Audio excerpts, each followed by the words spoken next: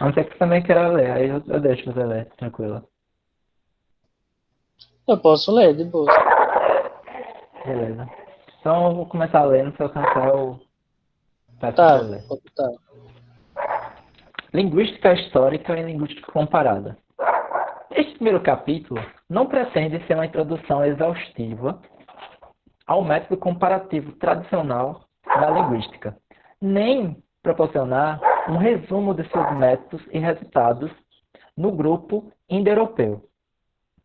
Existem várias obras gerais em diversos idiomas. Este capítulo tem, é, mais bem, a intenção de servir de ponto de partida para a narração que se segue. De fundo, antes que ressaltam claridade maior os registros peculiares dos seguintes desenvolvimentos da linguística. Antequel.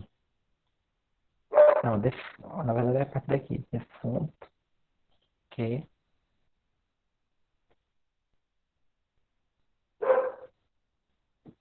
É de fundo antes do qual. Acho que dá para entender. Somente se, se há podido, eu não sei se isso se fala em português. É, Se tem podido, somente mano, se tem ou é podido, possível. É, mas eu acho que é no sentido de se tem podido. Se sim. tem podido É porque, fazer. essa expressão não é muito recorrente em português, mas Aham. faz sentido mesmo. Então, É, só se tem aqui podido. no tradutor ele colocou como eles têm sido capazes. Ah, sim, beleza. Valeu, valeu. É, somente eles. Como é? Desculpa. Como é? Como é que você falou que tá a tradução aí? É, eles têm sido capazes. É, mas Tá, eu acho que fica melhor traduzindo como é, somente se tem podido fazer breves alusões. perfeito. Aos progressos mais recentes no campo comparativo. Ou então, eu acho que pôde, será? Somente se pôde fazer breves alusões, não sei. Bom, mas Acho isso é que uma sim, questão, uma questão de estilo. sim. Não, acho que se pode fica bom. É porque a gente não usa muito particípio, é, acho que é passado, né? É, acho que Do deve ser. poder, né? Uhum. Podido, enfim, perdido, obtido. Eu acho que é o particípio passado. Aí não usa muito particípio passado nesse com o verbo poder. Mas eu Uhum. acho que você tem razão. Pode ser podido também, mas vamos lá então. Se bem representam modificações de teorias e métodos tradicionais. Tampouco é, temos podido conceber, vai ficar bom, temos podido, É, isso mesmo. a, Uhum. a atenção que mereciam aos trabalhos de anos recentes, no tocante a grupos distintos do indo-europeu. Se encontrará uma busca genérica da linguística comparada indo-europeia em Hans Krahe, em linguística indo-germânica, que é Indogermanische Sprachwissenschaft. Sprachwissenschaft É, é linguística. olha só. Bosquejo é esboço. Ah, obrigado. Se encontrará um esboço geral da linguística comparada indo-europeia em Hans Krahe, Indo, Indogermanische Sprachwissenschaft. Antes de 1800, não havia apenas nada que pudera chamar-se linguística no sentido moderno. Não podia, né? Chamar-se linguística no sentido Uhum. moderno. Em tempos anteriores, os autores a quem interessava a linguagem se dedicavam ou bem a estabelecer regras práticas sobre o uso correto, com a pretensão de preservar inalterada a linguagem, enfoque prescritivo, ou bem descobrir as leis gerais que governam o pensamento humano. Nisso aqui, aí que meu, eu estou querendo saber. Estou querendo saber exatamente nessa busca acerca das leis gerais que governam o pensamento humano. Você está Não querendo que eu- saber quem eram esses autores que faziam isso? qual é o contexto de surgimento, porque isso se relaciona com linguagem, porque eu não sei exatamente o que eu quero estudar, mas eu sei que a área que eu quero estudar é a ligação entre mundo, linguagem e pensamento. Ou Uhum. seja, uma das questões, né? Como é que a gente pode falar algo necessário acerca da realidade? Isso para mim é um problema dificílimo de responder. Como a gente pode falar algo de necessário acerca da realidade? Sendo que, Como aparentemente, assim? Em que sentido algo de necessário em relação à realidade? por exemplo, a lei da gravitação universal é Tá. um, uma afirmação que dita uma necessidade da realidade. Ah, não, saquei, saquei.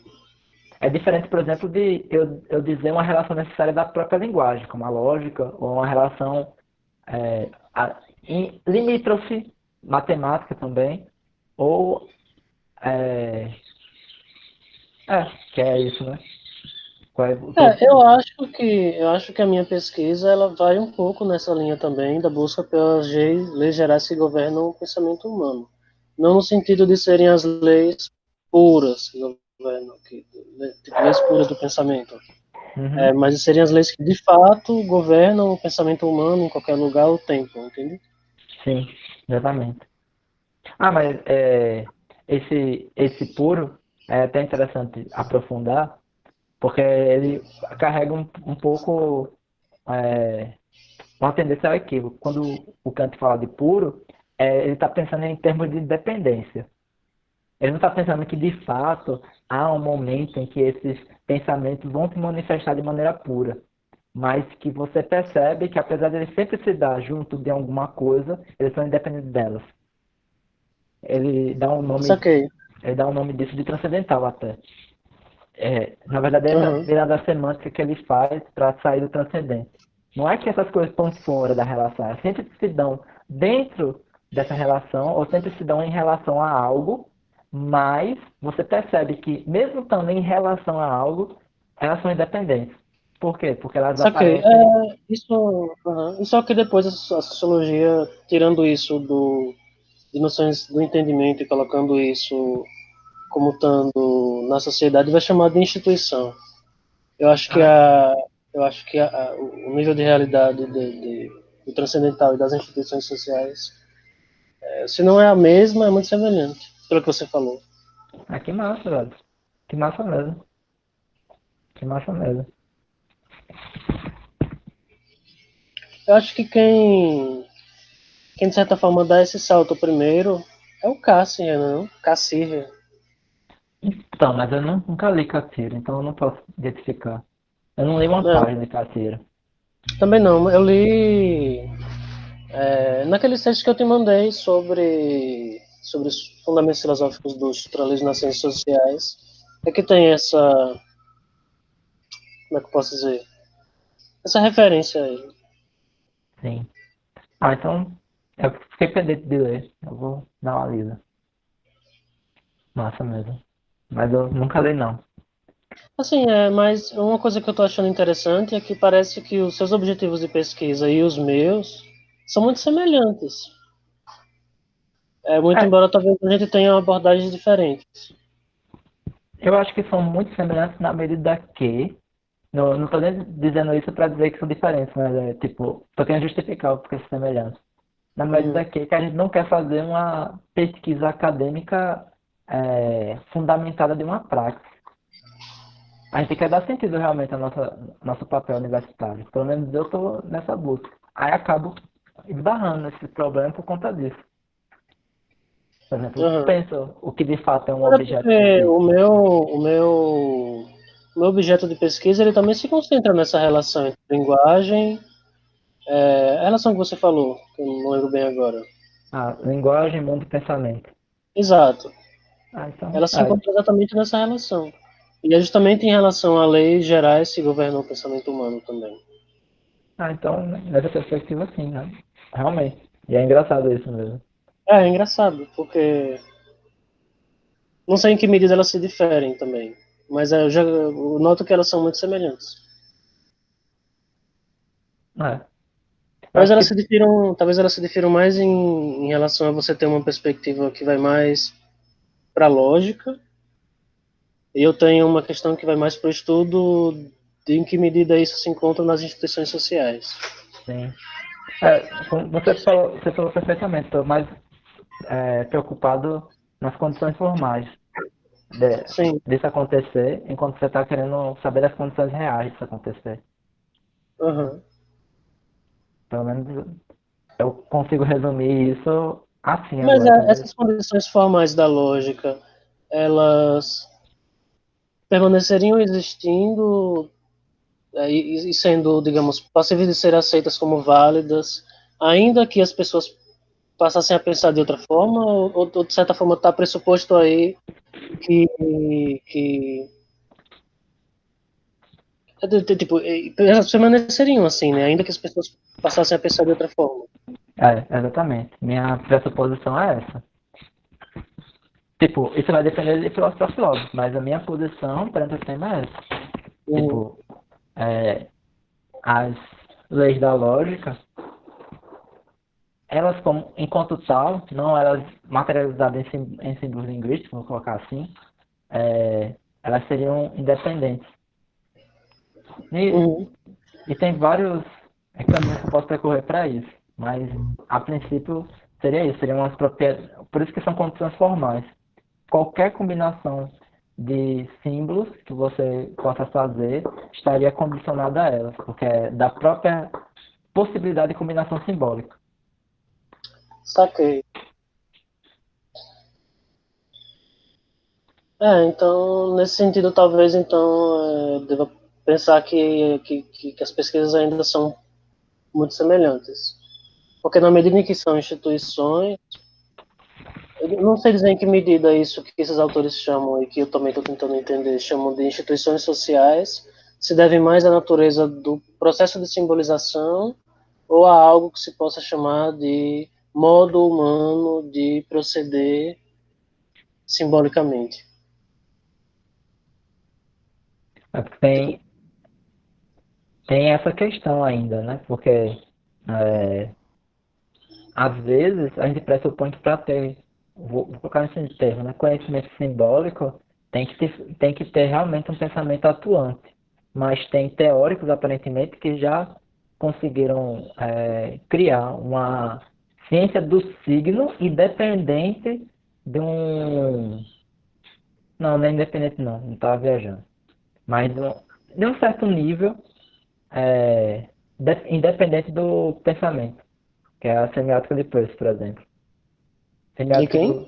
do Peirce, o Hum, filósofo norte-americano que criou uma disciplina, vamos chamar assim, de semiótica, sendo que já existem estudos vinculados na área antes.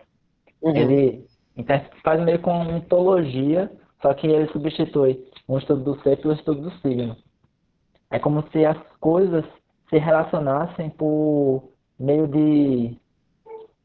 da relação entre que signo é algo que significa uma outra coisa para algo.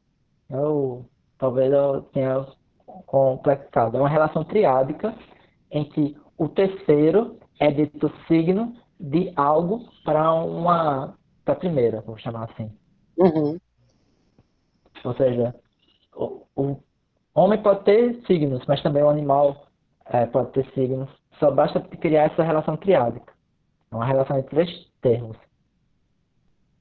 Aí dá uma arma de exemplo, por exemplo, fumaça, ela é signo para o fogo, porque ela tem essa relação intrínseca E toda vez que você vê fumaça, ela sempre está associada a fogo.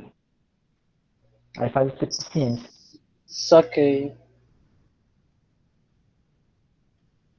Só que em que tipo de medida isso é independente de um pensamento, eu acho que sempre vai ser dependente. Mas essas relações começam a, como posso dizer, independer do pensamento, ser puras, no sentido que eu falei anteriormente.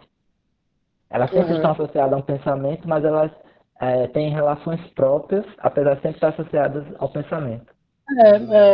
Não tenho muita dificuldade de pensar isso em relação às instituições sociais, não, porque tipo, a própria ideia de você ter uma ciência que estuda as instituições, o simbólico enquanto instituição, é justamente para por dizer que ela não se confunde com o nível do pensamento individual, entende? Tipo, a dimensão social, por mais que não exista sem os indivíduos, ela tem propriedades que são próprias da sua dimensão. Entendeu?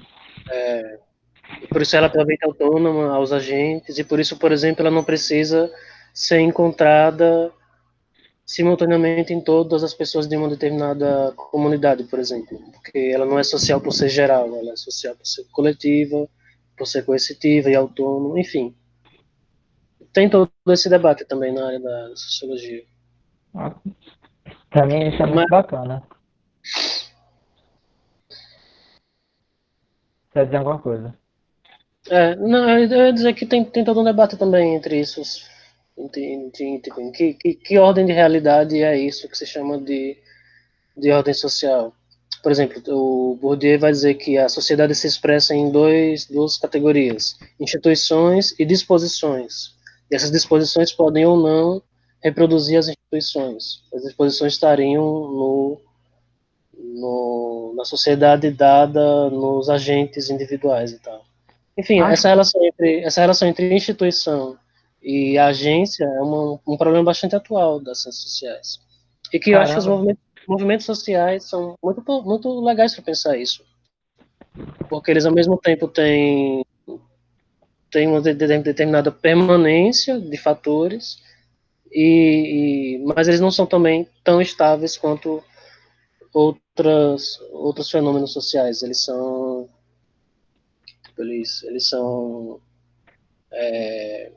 como é que eu posso dizer?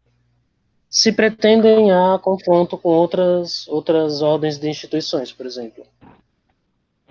Não é, por exemplo, um espaço como uma igreja onde o funcionamento dela implica na reprodução e no não confronto com outras coisas, mas está mais ou menos em coexistência com tudo ao redor, entende?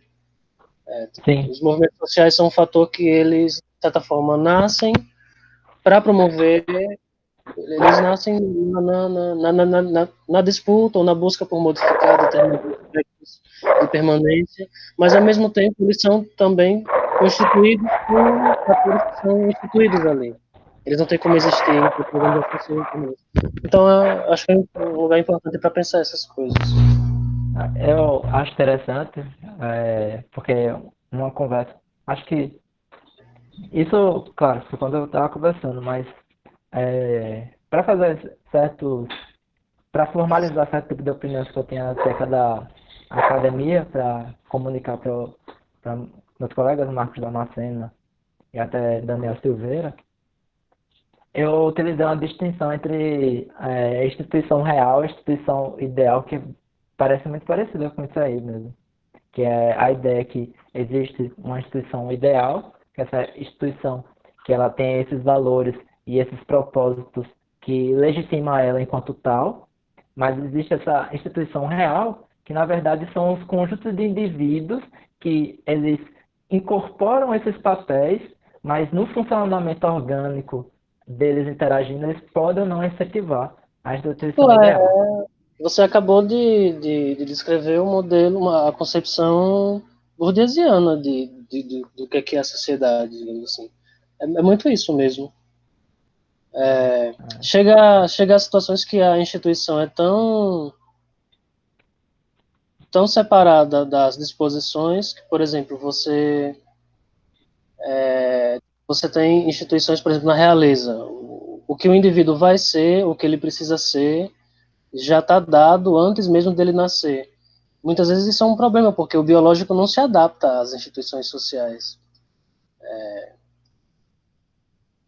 Essa conformidade ela não é assim dada diretamente entre os indivíduos e as instituições. Ela é Sim. uma questão bem problemática. Ah, legal. Legal mesmo. E o engraçado é que eu precisei fazer essas distinções para justamente explicar um fenômeno que eu estava enxergando. Eu estou falando isso porque a gente volta para aquele assunto acerca de uma Uhum, determinada objetividade das estruturas.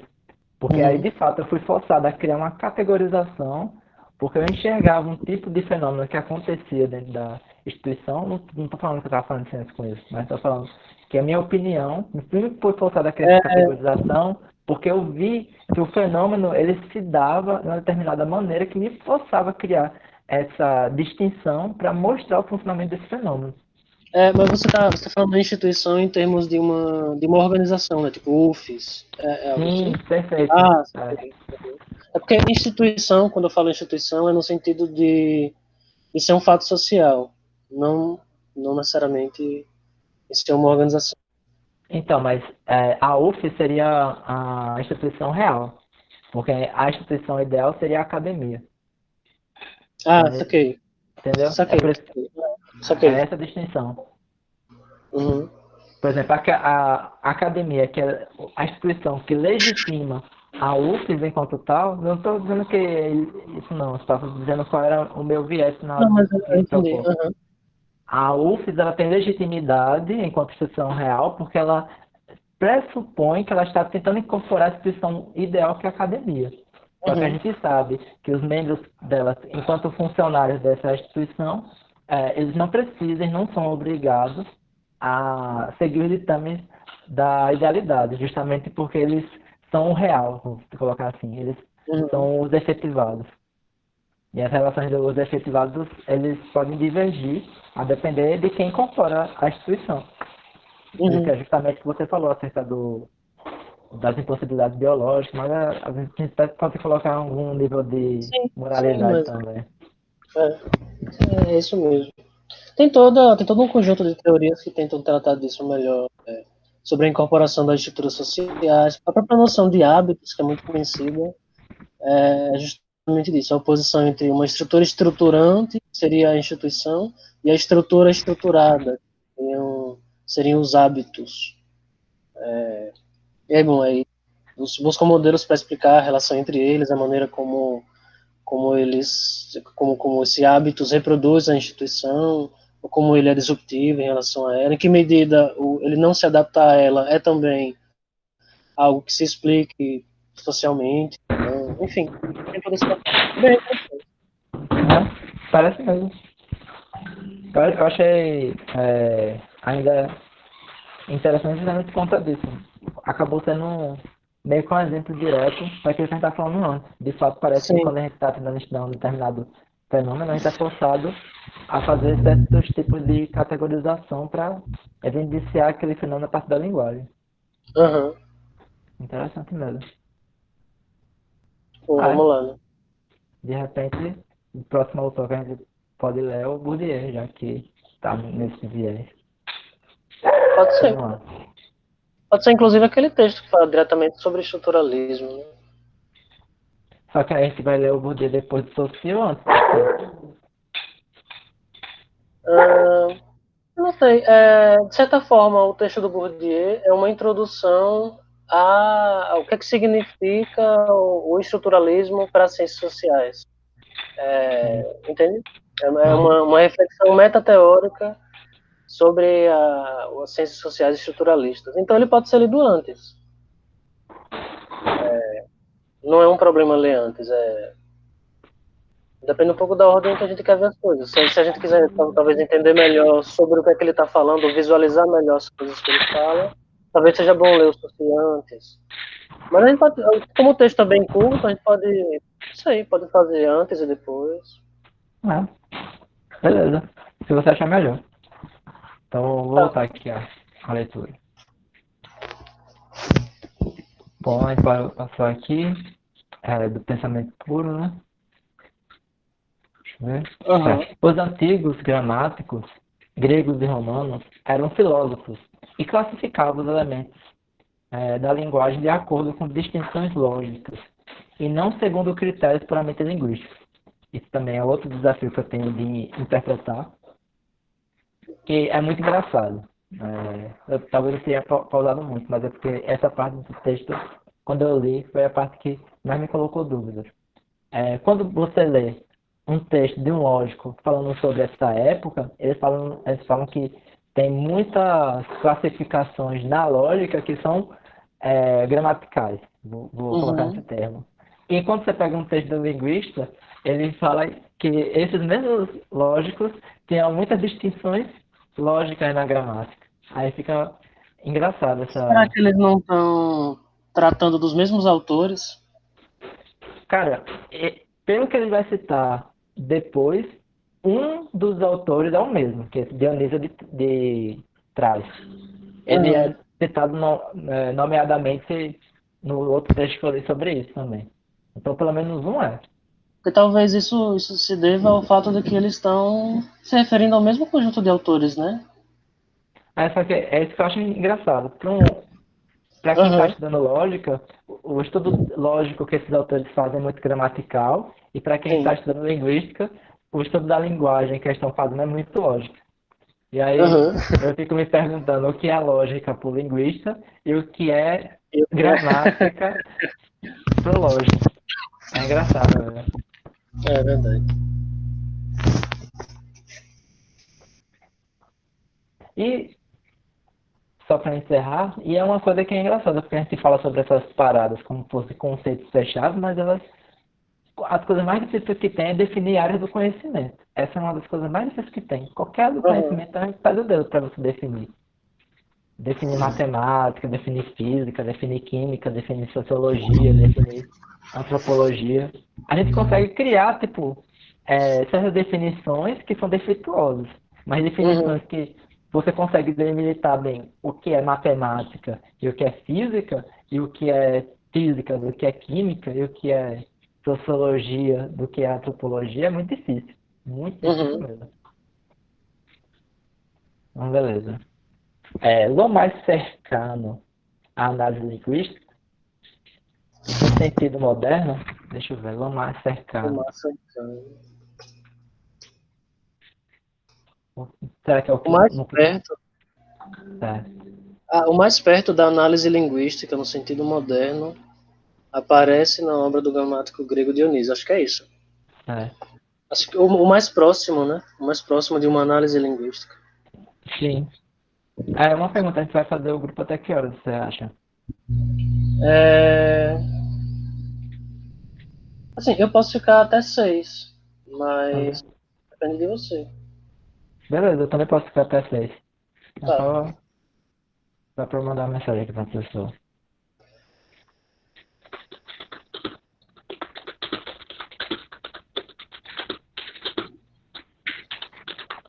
Então até 6 a gente faz o grupo, beleza?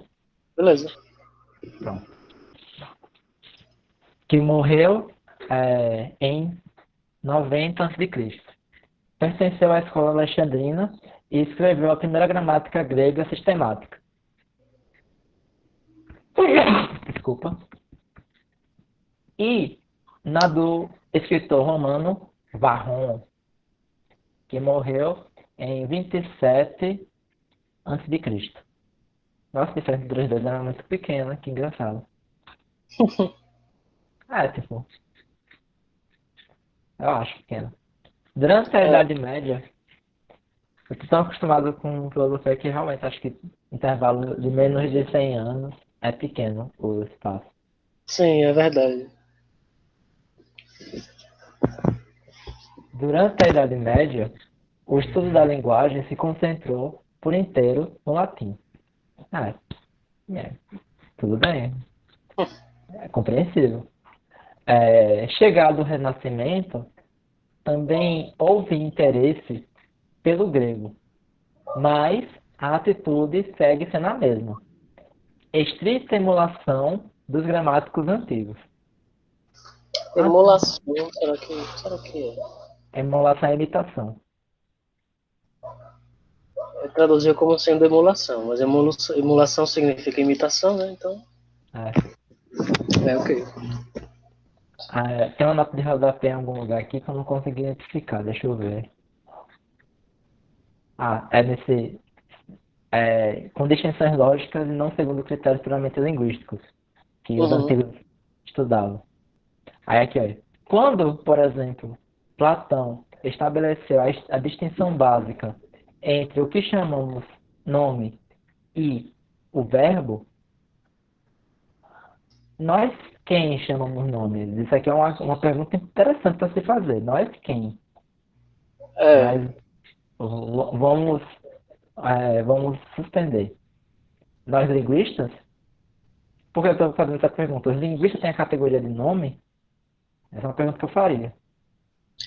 eu acho que ele talvez não esteja tentando dizer que nós, civilização, desde Platão, herdeiro dos textos e tal, tipo, não o significado de nome e verbo, mas o que ele está dizendo não é que Platão estabeleceu A essas distinção categorias básica. nome e verbo e que existe uma distinção entre elas. Distinção aqui talvez venha tendo sido dado diferentes significados ao longo dos tempos, mas que foi estabelecida, Então, entende?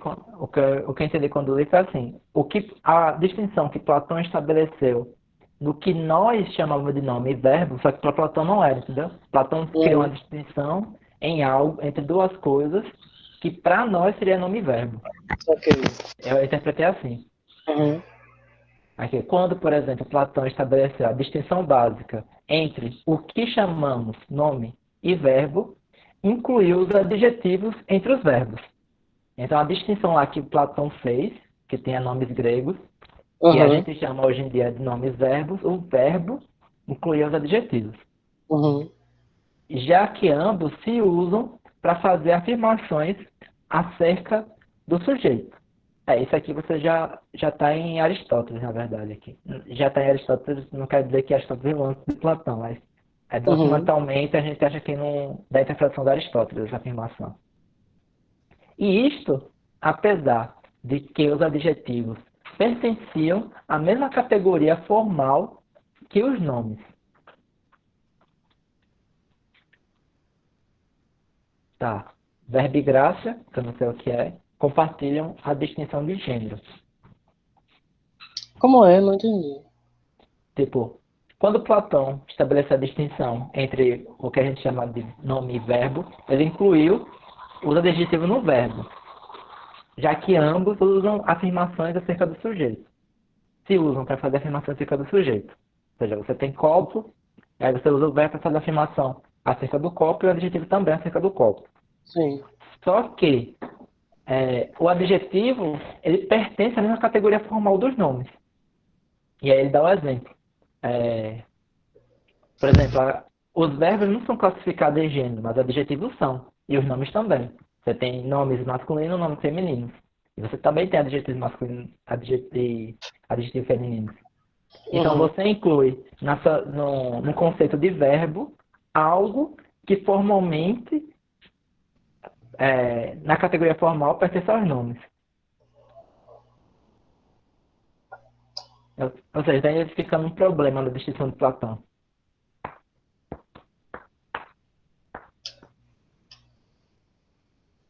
Bom, então isso ele está dizendo para falar que os filósofos classificavam os elementos da linguagem de acordo com as distinções lógicas e não de distinções apenas linguísticas, né? Porque a distinção lógica, eu acho, seria essa de que, Sujeito e predicado, né?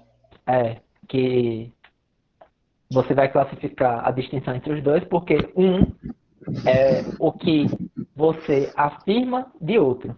Essa é a Ah, distinção lógica.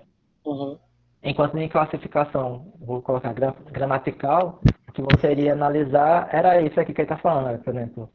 Tanto o adjetivo quanto o nome, eles variam conforme o gênero, enquanto o verbo uhum, não. O verbo ele vai uhum, variar conforme é, a pessoa do discurso, vou colocar assim. Primeira Uhum. pessoa do discurso, segunda pessoa do discurso. Eu acho que é isso que ele quis dizer com essa nota de rodapé. Sim, sim, eu também entendi assim. Beleza? Eu vou aqui pegar um pouco de café. Tá. Eu vou ver se tem alguma coisa também. Tá aqui também. Até mais. Tem café? Não tem. Não.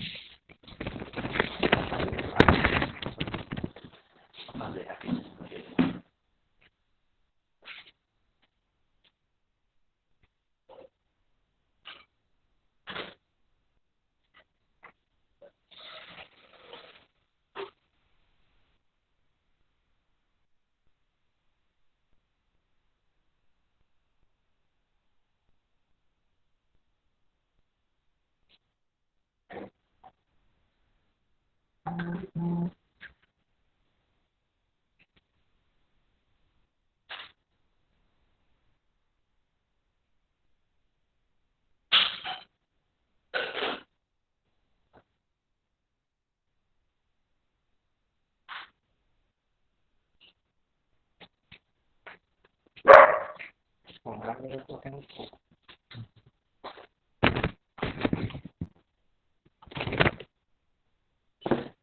Aqui, ó.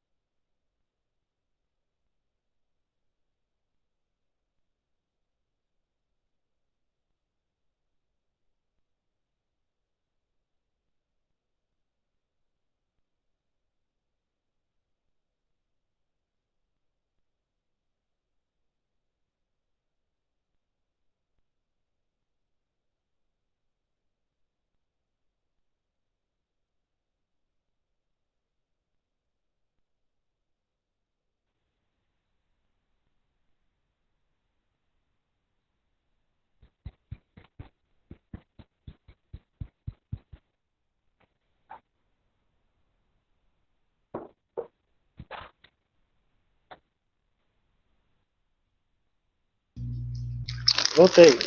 Aí,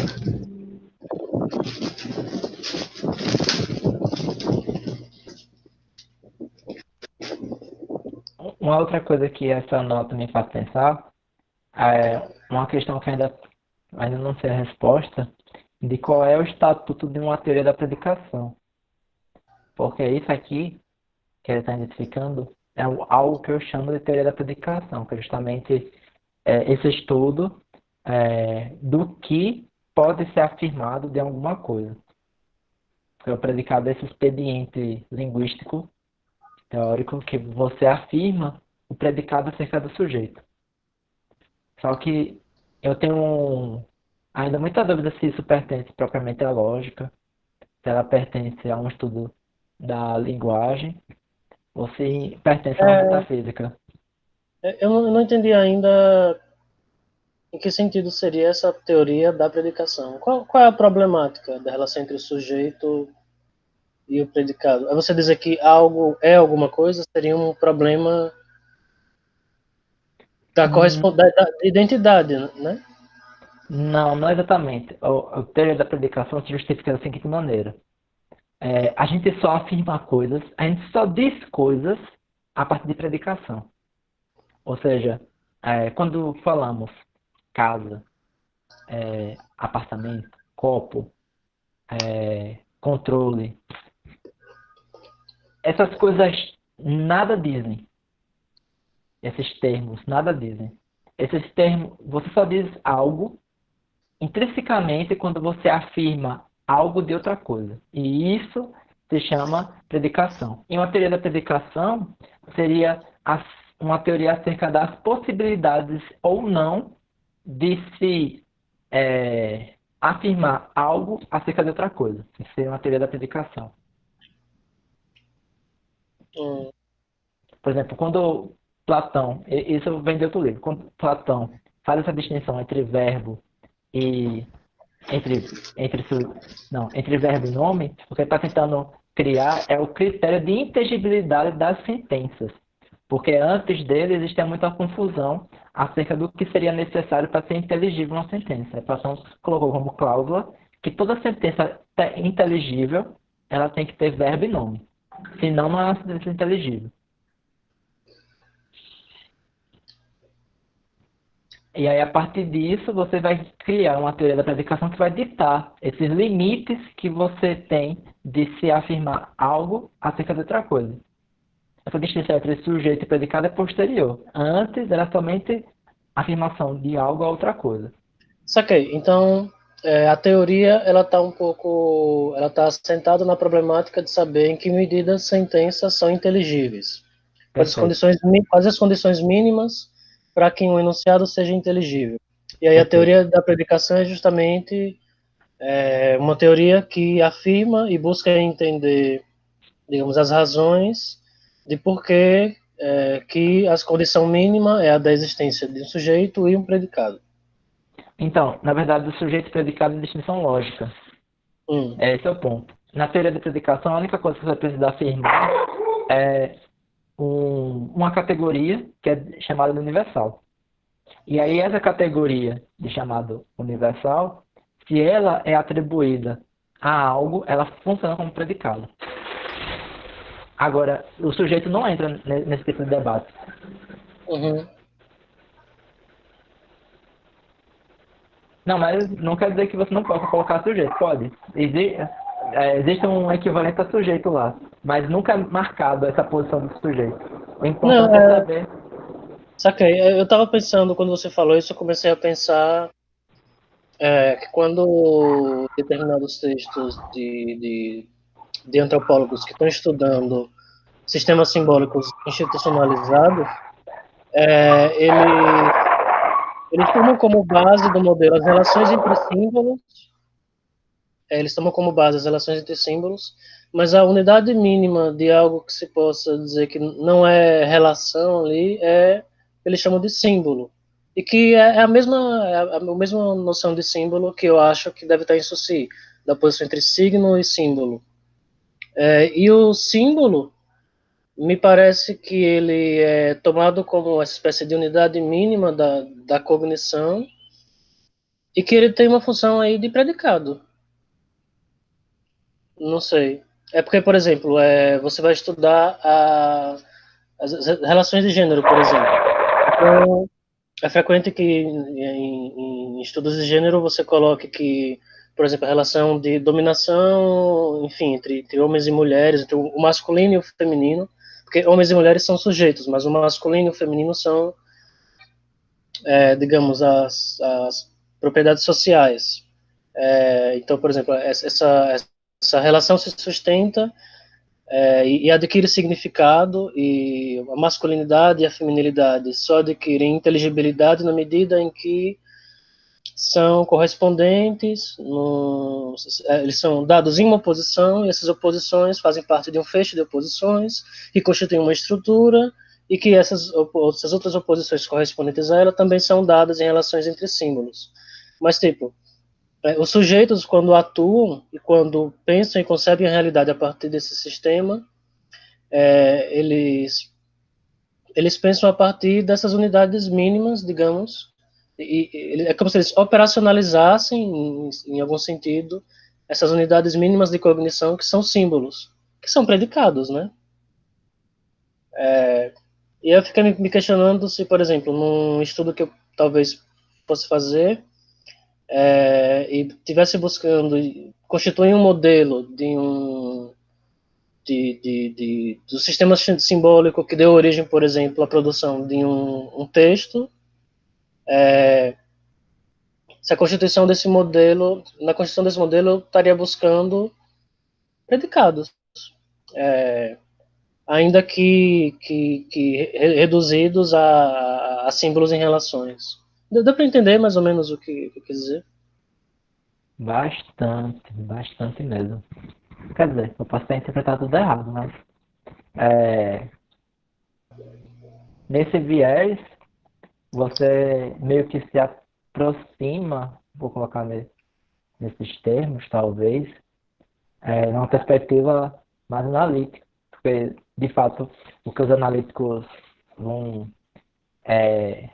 A maneira que eles vão querer fazer esse tipo de interpretação das teorias vai ser enquadrar essas categorias de. Não é essas categorias, mas esses objetos atribuídos a algo como noção de predicado. E aí o que você tem são o que a sua ciência, vou colocar assim, o que ela vai identificar são esses predicados, enquanto os objetos eles vão, como pode dizer, não ser determinados. Por quê? Uhum. Porque assim ganha generalidade. É a partir dessa concepção que, na verdade, que um analítico começa a formalizar teorias. Ou seja, de fato, existe uma série de predicados é, científicos dentro de uma teoria, sei lá, a teoria da física. Aí tem os predicados da física. E as variáveis seriam exatamente os objetos é, que vão ser, não é, como é, que vão sofrer a predicação, esse é o termo que eu estou querendo usar, que vão sofrer a predicação desses predicados. Uhum. Isso é mais ou menos por aí mesmo. Porque,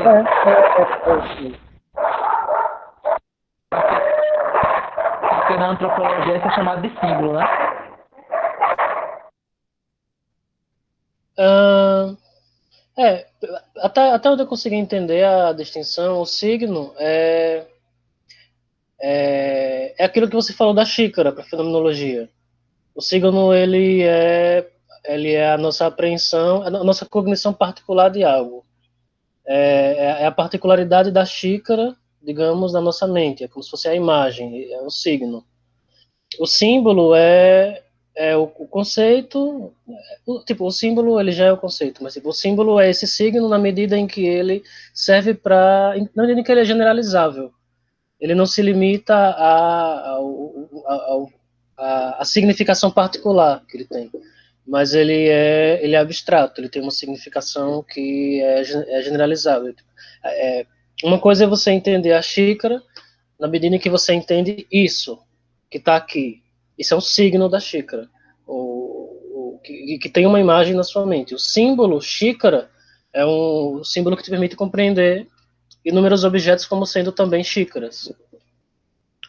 Tipo, nesse sentido, xícara é um predicado que pode ser atribuído a diferentes objetos, entende? Era nesse sentido que eu estava pensando. Não, entendo sim, entendo sim, entendo sim. O Aristóteles vai por esse mesmo viés. Só que a distinção que ele vai criar é entre singular e universal. Quem? É, Aristóteles, que eu Ah, comecei a falar sobre teoria da predicação em Aristóteles. Ele vai fazer exatamente essa distinção que você acabou de fazer. Só que em vez de ser signo e símbolo, ele vai fazer a distinção entre singular e universal. Mas o que são singulares e universais? São os nomes. Os nomes são singulares ou universais. Quais são os nomes singulares? É aqueles que só podem ser atribuídos a uma única coisa. Ou melhor, ele fala negativamente, é aqueles que não podem ser aplicados a várias coisas. Por exemplo, Moisés, na medida que é um nome singular que denota você, ele não é universal. uhum. Mas talvez a minha explicação de símbolo tenha adquirido um viés, aliás, muito substancialista. Porque nas teorias que eu estava pensando, de fato, o significado de xícara enquanto símbolo, e talvez até enquanto signo, ele é dado não por um processo de abstração, mas pela relação que ele mantém no sistema com outros signos ou símbolos. Entende? Eu quis destacar esse caráter de generalização só para dizer que, em que medida esse símbolo serve como um predicado para objetos particulares, mas eu não estava compreendendo o símbolo como produto de uma generalização de uma substância. O símbolo ele é entendido como sendo definido apenas dentro de um sistema em relação a outros elementos do sistema, entende? Não sei se isso faz tanta diferença também. Então, aí que tá. E por isso que é tão difícil para mim entender. Porque, na verdade, na interpretação de Aristóteles, o universal é definido em termos de predicação, não é em termos de metafísica. Isso que é estranho. O que vai ser universal e o que vai ser singular é o que pode ser dito de muitas coisas e o que pode ser dito no que não pode ser dito de muitas coisas. É esse o limite da interpretação entre universal e singular.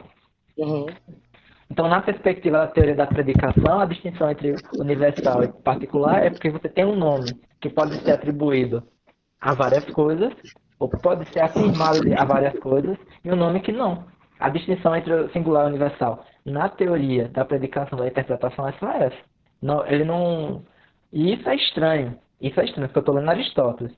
Ele não fala em nenhum momento de uma substância enquanto está fazendo esse tipo de teorização. E isso é estranho. E isso é estranho pra caralho. Então, por isso que eu fico em dúvida se é uma teoria metafísica, se é uma teoria lógica, se é uma teoria linguística, porque realmente a base é a definição do nome, e a partir do nome você tem coisas que são afirmadas acerca desse nome, e das coisas que são afirmadas acerca desse nome, se você tem um nome que pode ser afirmado acerca de muitas coisas, você tem um universal. Se não, você tem um singular. E aí tem o universal tomado universalmente e tem o universal tomado não universalmente, que é quando você pega um universal e você utiliza ele enquanto totalidade para se predicar algo sobre ele, por exemplo, todo homem é mortal. Nesse caso, você está usando o universal homem universalmente, porque você está afirmando algo de maneira universal acerca desse universal. Mas você também pode predicar parcialmente acerca desse universal. Então vai ser um universal não tomado universalmente. Por isso que é estranho. Olha só como essa teoria, apesar de tão antiga, ela ainda não está recorrendo a certas categorias que futuramente iria estar atrelada a ela, que é relação, por exemplo, você identificou bem, a relação universal. Posteriormente, vai ser uma relação metafísica, vai ser uma substância, etc e tal. Mas na interpretação do Aristóteles, é só definir aí o que pode ser dito em muitas coisas ou não. Isso é estranho. Aí eu fico me perguntando, sim, essa teoria que eu estou lendo, ela pertence a que âmbito? Ela pertence à metafísica? Ela pertence à lógica? Ou ela pertence à linguagem? A linguagem no sentido linguístico, vou colocar assim. É estranho para Eu, mim. eu não tô entendendo a problemática que você está dizendo que se coloca. É porque que esses termos, posteriormente, eles vão ser identificados com outros expedientes. Por exemplo, o universal vai ser identificado com o expediente da metafísica, como você estava tentando diferenciar porque eu usei a palavra universal. Universais singulares vão ser identificados com o expediente da metafísica. O universal vai ter uma substância independente, em que todas as substâncias singulares vão estar contidas dentro dela. Um exemplo Uhum. assim.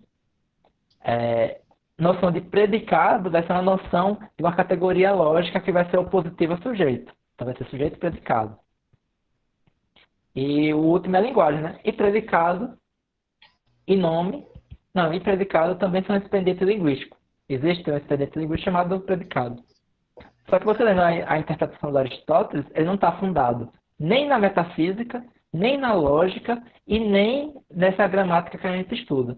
Por quê? Porque ele só precisa definir o que é nome, definir um processo ou descrever um processo que, dado esse nome, você pode afirmar algo acerca dele, e dado esse algo que pode ser afirmado a ele, que também é outro nome, se ele for tomado como sendo passível de predicar várias outras coisas em universal e caso não singular.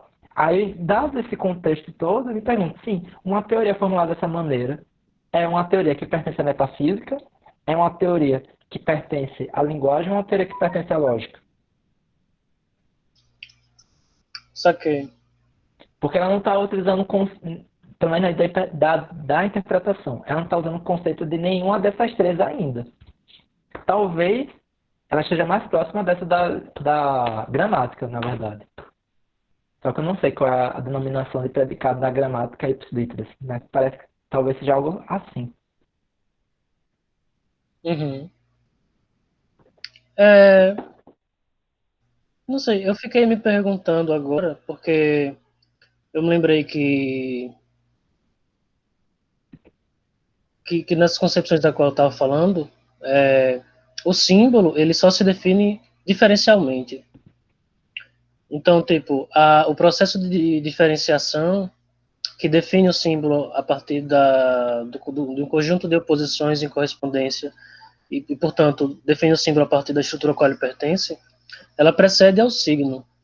E aí, quando você utiliza um símbolo, por exemplo, quando você operacionaliza um símbolo na sua cognição para pensar sobre algo na realidade, e você predica, digamos, você predica um objeto ou uma situação, ou o que for, a partir desse símbolo, você está atribuindo a ele, tipo, você está predicando, tá predicando a ele um significado referente ao signo, ou está predicando diretamente a diferenciação. Dá para entender mais ou menos? Porque Mas tá, eu estava tá, pensando a oposição, eu estava pensando o símbolo em oposição a um signo. Eu estava pensando o símbolo xícara em oposição a um signo particular de xícara. uhum. Só que, na verdade, pelo que, para ser coerente com o corpo teórico que eu estava tomando por base, o signo é muito mais o efeito do símbolo operacionalizado do que algo que eu deveria tomar para definir símbolo. E isso é uma pergunta para mim? Não, isso é um problema que eu estou me colocando. Eu estou Ah, tentando sim. pensar. Entendi. Porque nesse sentido seria diferente não da questão do Aristóteles. Porque no Aristóteles meio que entra em cena isso que eu estou chamando de signo. Enquanto se você toma por princípio, por base da definição, um princípio de diferenciação, e definir antes o símbolo, ou a realidade simbólica, O signo não precisa entrar em cena, necessariamente. Talvez, só se você fazer um paralelo do que. Não sei. É porque Porque, eu tô pensando em termos de constituição do modelo mesmo. Em que medida ele se constitui a partir da realidade simbólica, dessa realidade que não se refere a casos particulares, ou em que medida ele se define primeiro, ou precisa se definir primeiro em oposição ao signo. Talvez eu tenha entendido o sistema a partir da oposição entre signo e símbolo, porque ela é mais fácil. Não porque, de fato, o modelo se propõe assim. hum, Mas eu penso que é um modelo muito próximo do modelo que o Susi propõe. Porque eu não sei qual é a oposição que ele coloca. Eu não sei como é que ele define símbolo. Porque ele define, né, o símbolo linguístico. tem, eu só sei. Sim. Define. Símbolo define. Só que eu não lembro Eu não tava, eu como ele tava, eu define tava símbolo. pensando, eu tava pensando nesse sentido, em saber como é que a linguística e depois a antropologia estrutural vai definir símbolo, porque de certa forma é a base daquilo que ela toma como objeto, ou uma das bases.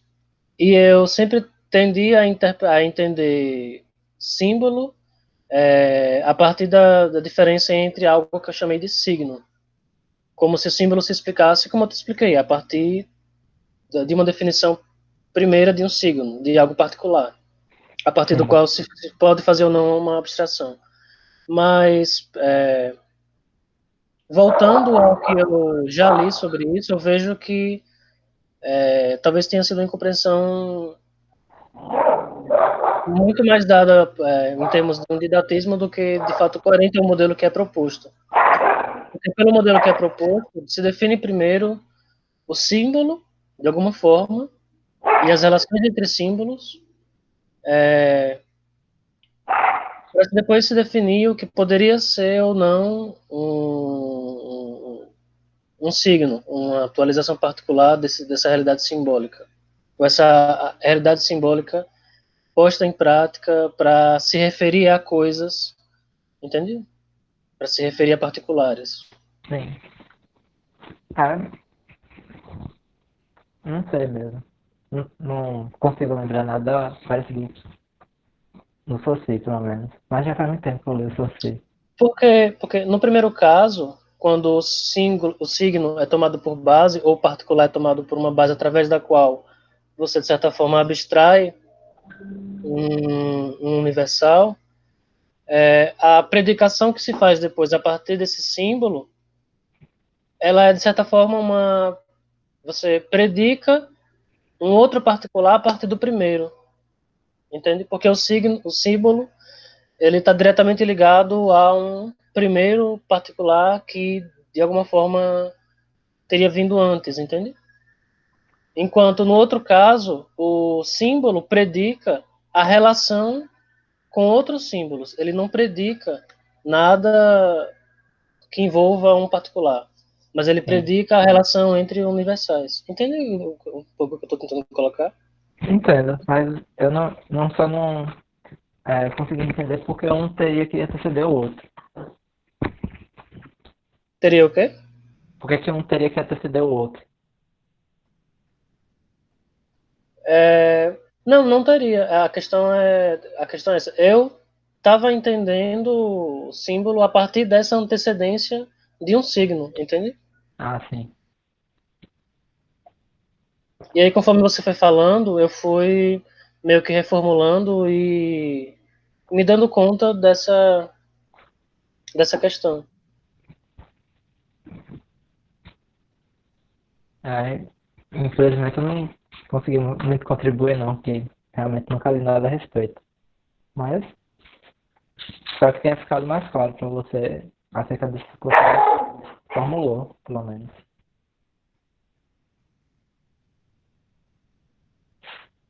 Porque minha preocupação acerca dessa parada de teoria da predicação é que o Frege, por exemplo, ele vai recusar isso. O Frege vai recusar. Ele vai dizer que é possível ser é até aconselhável para estudar essa lógica que ele está propondo, você se livrar dessa categoria de sujeito predicado. Porque não são categorias essenciais da lógica. Na verdade, elas são até meio que difíceis de trabalhar quando você adota elas. Uhum. Só que aí qual seria o. E ele coloca esse espaço do sujeito do predicado na linguagem. Só que isso coloca uma série de dificuldades para mim. E essas dificuldades não é porque eu não consigo entender a justificativa que ele está fazendo, mas é porque os lógicos posteriores, apesar da dispensa que o Frege fez, eles tiveram que readotar a distinção entre sujeito e predicado, se bem que de maneira renovada. O sujeito e predicado não são mais lógicos, não são mais identificados como sujeito e predicado linguísticos, mas eles têm que reintroduzir a partir de um novo dispositivo formal. Precisando desse problema. E aí quando o Aristóteles faz uma teoria da predicação, ele diverge muito do que eu estava esperando ver no Aristóteles, porque, de fato, não estou dizendo que isso seja bom fazer, mas você pode ler da interpretação desvinculada de todo o sistema aristotélico, porque não depende das categorias que Aristóteles defende em outros tratados. Sim, sim, entendo. Por exemplo, você pode perguntar, em um certo nível, o que pode se predicar de outra coisa? A resposta do Aristóteles é que isso vai depender das categorias. Aí sim. Só que ainda não li as categorias. Só que quando ele está se tratando da teoria da predicação, aí é até interessante, o que ele vai definir é par. E aí entra o que a gente que você está dizendo. O que é par de oposições, o que é par de contraditórias, o que é par de contradições. Porque a oposição, a contradição e a contraditória, elas não são definidas por causa da lógica, são definidas por causa da predicação. Porque, na mesma medida em que você afirma algo acerca de alguma coisa, você não pode desafirmar essa coisa acerca desse algo no mesmo aspecto. Por exemplo, se eu falo que Moisés é, é um sociólogo, eu não posso ao mesmo tempo, no mesmo aspecto, negar que Moisés é um sociólogo. Isso estaria na teoria da predicação já. Bom, então isso significa que quando se predica algo, tipo, necessariamente você está envolvendo ali a referência ao termo oposto, né? É. E a impossibilidade de você utilizar esse termo oposto, não sei se eu chamaria de termo oposto, mas para continuar meu vocabulário, ao mesmo tempo que você afirma. Pronto, tem um par de oposições, homem e mulher, para usar um exemplo que já foi dado. Eu acho que ela não afirma isso, mas para ficar mais didático, eu não posso afirmar o homem acerca de Moisés na medida em que eu afirme ao mesmo tempo mulher acerca de Moisés. Porque se eu pudesse fazer essa coisa, homem não se oporia à mulher. Sim, era isso que eu tava tentando, que eu tava falando naquela hora. Sim. É que a predicação, que eu estava entendendo o símbolo que tem potencial predicativo a partir da distinção com um particular, um signo no caso, mas que de fato o modelo que é proposto, ele propõe que quando as pessoas predicam algo a partir de um símbolo, elas estão predicando e significando muito mais por oposição a um outro símbolo do que em referência a um signo, entende? Entendi, entendi. Por exemplo, se Tá. você tem você tem um sistema simbólico e aí você tem o masculino, o homem, como um símbolo que você usa para predicar. Tem essa função predicativa. eu tinha definido esse símbolo, institucionalizado socialmente, em oposição a um signo particular dado. Só que, de fato, o que se propõe não é isso. O que se propõe é que, quando se predica, o sentido que é dado é um sentido muito mais em referência àquilo em que ele se diferencia, outro símbolo do qual ele se diferencia e ao qual ele se opõe, do que uma referência a uma questão objetiva, do que a um particular e tal. Era Interessante. isso que eu estava tentando formular. Então, nesse aspecto, realmente, agora eu tô entendendo melhor. Se E tipo, assemelha. eu tava puxando para o Suci, porque o Suci também coloca a questão da arbitrariedade dos símbolos, dos signos linguísticos, né? E é Uhum, justamente essa questão, é a questão da arbitrariedade dos símbolos de pensamento, dos símbolos sociais. O sentido da palavra ela não tem a ver com um particular específico, mas ela tem a ver com a, as relações dentro de um sistema com outras palavras, né? uhum. Que é nisso que vai te chamar de estrutura, no final das contas, né? Uhum, uhum, Que é esse sistema de relações com outras palavras. Sistema de inter-relações entre os significados das palavras, como vai dar o nome de estrutura. uhum. Mas ainda persiste a pergunta, né? Na verdade, o paralelo que você fez só hiperbolizou a pergunta. Quando a gente está fazendo esse tipo de investigação, a gente está fazendo uma investigação de que nível? A pergunta persiste.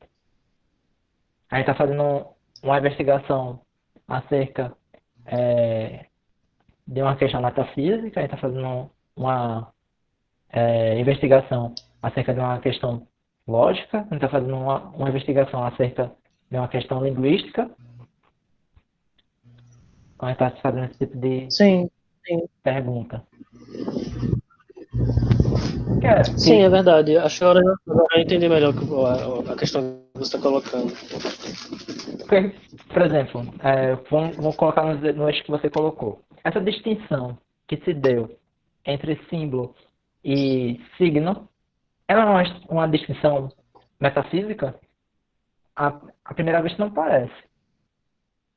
Ela é uma distinção. Não, essa distinção, até onde eu sei, pelo menos assim, em termos históricos e a que ela se refere, né? Ela, pelo menos com Cassirer, ela tenta traçar uma separação entre o modo de cognição humano e o modo de cognição animal. Caramba, que doideira, Para velho. ele para ele a humanidade, tipo, nenhum outro animal, isso ele fundamenta em pesquisas da biologia e tal. Nenhum Não, outro sim, animal sim, sim. consegue operar, nenhum outro animal consegue operar por símbolos. Eles operam por signos. Quer dizer, eles reagem a concepções particulares. Por exemplo, ele dá inúmeros exemplos. Por exemplo, um cachorro que sabia quando é que o dono saía de casa. Mas Uhum, como é que ele. Aí o dono foi fazer o teste e foi em direção à porta, mas o cachorro não seguiu. Ele começou a se perguntar, mas como é que ele consegue saber que eu vou sair, vou sair de casa? Ele não entende o que eu falo. Tudo. Aí, tipo, perceberam que o cachorro associava ele associava uma ação particular do dono, o ato dele pegar a carteira, com aquilo tá diretamente associado com ele sair de casa, entendeu? uhum. Não sei se eu me fiz explicar. Mas enfim, Não, é a questão de que o mundo animal ela não consegue operar não consegue, por exemplo, a cognição de nenhum animal consegue operar generalizando, operando sim. abstrações e que são aplicáveis a outros contextos. A compreensão é sempre particular e, portanto, em grande medida reativa. Enquanto as pessoas não, elas operam por símbolos. E aí essa distinção, pelo menos na antropologia, né, ela nasce para esclarecer essa diferença. Sim. Não, tranquilo. Quer dizer, pelo menos eu acredito que sim. Querendo. tanto eu já me fiz essa pergunta. Tipo, eu sei que não tem nada a ver com o que você falou com o Cassiro, mas eu acho que é uma resposta para esse tipo de problema. Que é o seguinte, tá certo, cara. Eu admito com você que existe essas coisas que você está falando tudo, que há um sujeito acidental, mas da mesma forma que eu percebo que outros seres humanos, eles parecem compartilhar desse mesmo sujeito acidental que eu percebo que também existem certos fenômenos que os animais também obedecem. Então eu tenho que preconceder que os animais também têm esse mesmo sujeito acidental que a gente, ou ele teria um outro tipo de sujeito acidental. Não se deve pegar. Tipo, se de fato tempo e espaço são categorias, categorias não, são intuições puras do entendimento que a gente impõe às emanações da coisa em si, e a gente organiza essa coisa em si em dado ordem de tempo e de espaço, da mesma forma que eu comprovo que a outra pessoa também tem essa intuição de tempo e espaço, eu consigo ver que o cachorro também tem uma certa noção de tempo e de espaço. Tipo, Aham. pelo menos eu Sim, consigo é uma boa perceber. questão. Eu não sei como é que ele responderia isso. Muito provavelmente ele adentrou nessas questões, mas eu não sei. Não, então, aí É, você falou sobre eu essa não sei distinção do também catira. se isso que eu não sei também, Não pode dizer, foi mal. não sei também em que medida a pertinência dessa oposição na antropologia serve para entender a questão que você está colocando, de se é algo do nível linguístico, ou algo do nível epistemológico ou lógico. Não, tipo, não tô. É, como posso dizer? Ajuda sim. Ajuda sim. No caso do Cassira, pelo menos, é a nível cognitivo. São categorias, sei lá, Uhum. da cognição. Mas É. pode ser uma questão vazia de, de propósito. Mas para mim é importante para saber o status de investigação que a gente está fazendo. Ou seja, do que exatamente a gente está falando quando a gente está fazendo essas distinções? Por exemplo, na Uhum. modernidade é óbvio, quando você está falando de substância, o que você estava querendo dizer? Você estava querendo fazer uma distinção metafísica. Uma distinção entre substância e atributo é uma distinção metafísica. Mas quando a gente está falando de signo, símbolo, qual é o tipo de distinção que a gente está estabelecendo? É uma distinção lógica? É uma distinção linguística? É uma distinção metafísica? Eu fico me pegando Aham. essas questões. E se não é, por quê? Essa é uma outra questão.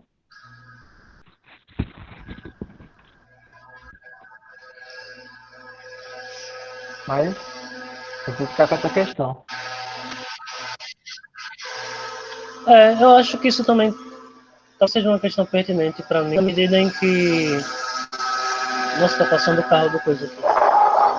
Na medida em que existe aquela distinção entre a relativa autonomia das instituições sociais e, portanto, dos sistemas simbólicos, na medida em que são sociais e em que são cognitivos. Ah, essa distinção para mim parece bem relevante na medida em que a gente consegue fazer, como você até colocou, né, avaliações metateóricas acerca desses sistemas. Por exemplo, se eu concluir que essa distinção é uma distinção metafísica, eu habilito, de uma certa maneira, uma série de conclusões acerca das impossibilidades da metafísica para todas as áreas que se fundamentam nessa distinção. Se eu concluir que, na verdade, é uma área da lógica, aí as limitações da lógica vão se aplicar a ela. E se eu concluir que é uma limitação, ou uma distinção linguística, aí passa a ter limitações da linguística para ser imposta a ela. Então, os resultados metateóricos acerca dessas três disciplinas podem se aplicar ou não, a depender de que nível está essa distinção. E ela, não estou falando que ela precisa ser um dos três, mas se ela for uma quarta, eu queria muito saber que tipo de quarta é essa e o que estuda essas relações é, metateóricas. No final das contas, seria para isso que serviria esse tipo de indagação minha. Porque essas Uhum. teorias, além de serem teorias científicas, existem teorias acerca dessas teorias. E elas conseguem unificar Sim. essas teorias por essas características.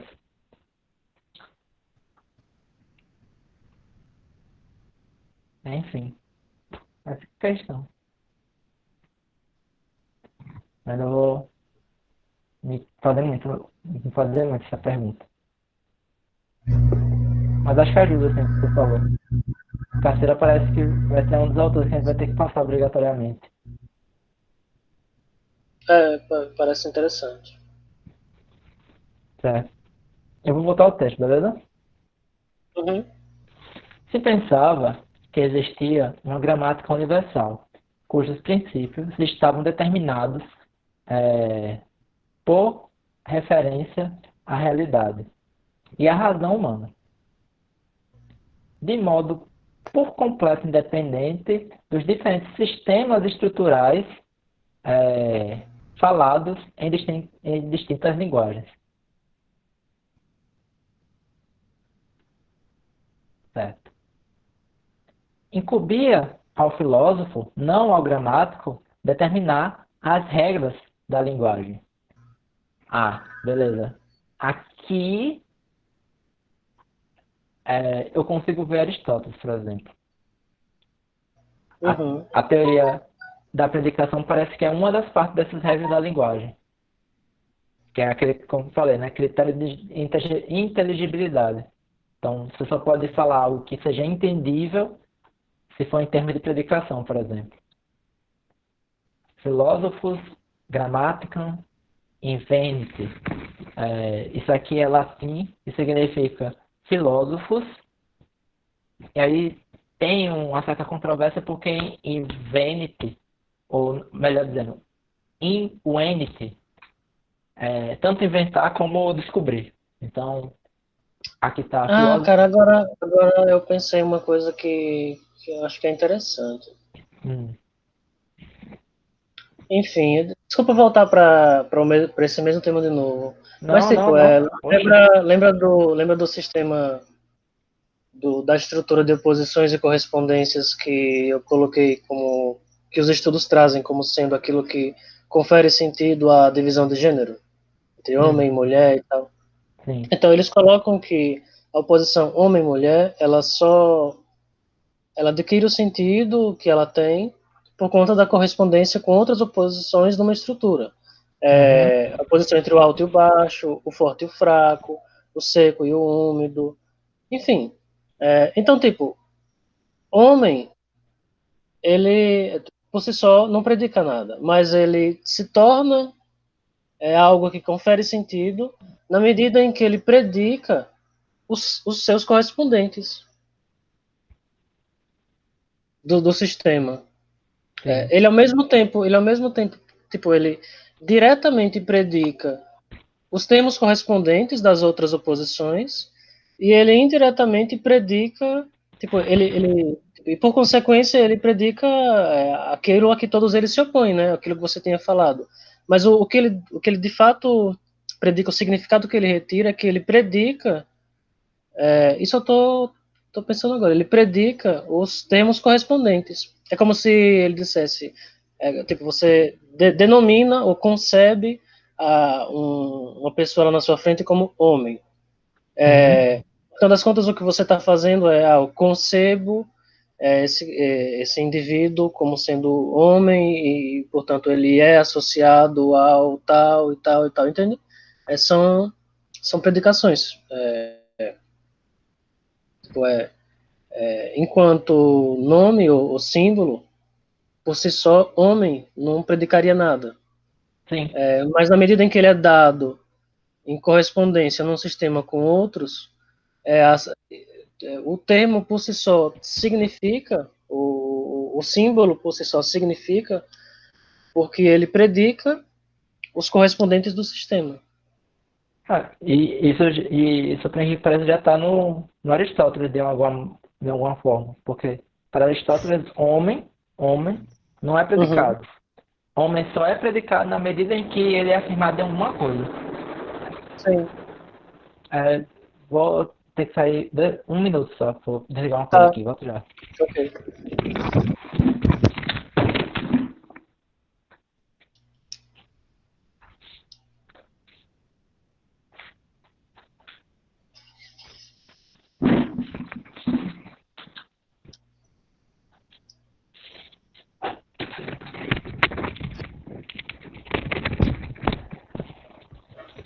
E aí entra toda aquela parada que a gente falou sobre oposição. Tipo, na medida em que algo é afirmado acerca de outra coisa, o que fica inviabilizado é se predicar o que se consideraria o seu oposto. Aham. Mas Então, é. Não, pode terminar. só que aí o oposto, de uma certa maneira, só iria ser, de uma certa maneira, identificado uma vez que você tivesse esse, como posso dizer, esse sistema de predicação. Por exemplo, você não tem como falar antes, ou até se você tem, mas você iria definir isso, se homem é oposto à mulher. Como você descobre que homem é oposto à mulher? Uma vez que você não pode predicar ao mesmo tempo homem e mulher acerca de algo. Da mesma forma que Aham, a gente não predica alto e baixo acerca de algo. Da mesma coisa que a gente não predica certo e errado acerca de algo. aham. Pelo menos no mesmo É, aspecto. sim, mas aí em Aristóteles isso estaria. É porque, tipo, socialmente, não sei se isso diferencia dele, porque me parece que isso em Aristóteles é algo que tem a ver mais com a lógica. Enquanto que socialmente é como se essas oposições fossem instituídas, e a oposição socialmente não significa necessariamente que esses termos são logicamente opostos, mas eles são socialmente instituídos como sendo opostos. Mas essa é a questão. Por isso, Enfim, não, mas perfeito. Mas essa é a questão. O Aristóteles não coloca não, essas categorias, por isso que fica estranho. Por exemplo, você vai se perguntar o uhum, porquê elas são opostas. E pelo menos a resposta que eu tenho até agora, uhum, elas são opostas na medida em que elas não podem ser predicadas acerca da mesma coisa. Ou seja, quem vai definir, no final das uhum, contas, se elas são opostas ou não, é o próprio estabelecimento da predicação.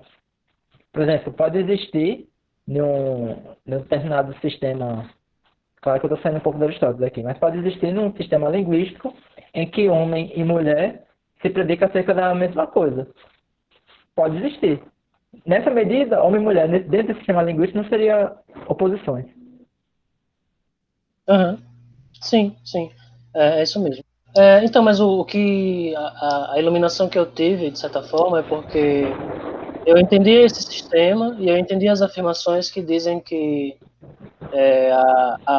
o sentido dos símbolos socialmente instituídos e desse sistema quando é operacionalizado pelos agentes daquela sociedade a respeito do universo à volta delas, ele só adquire sentido, né, dentro desse sistema. Eu ficava me perguntando, mas o que é que isso significa propriamente, né?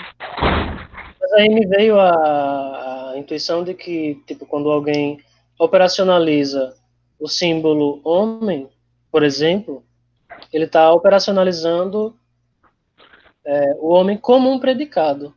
Uhum.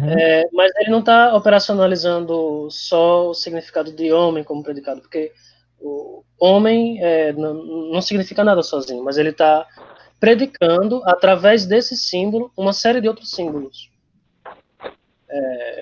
que são dados correspondentes a ele. Então, foi só uma eliminação de que a predicação é como se você predicasse a cadeia de correspondentes. Uhum.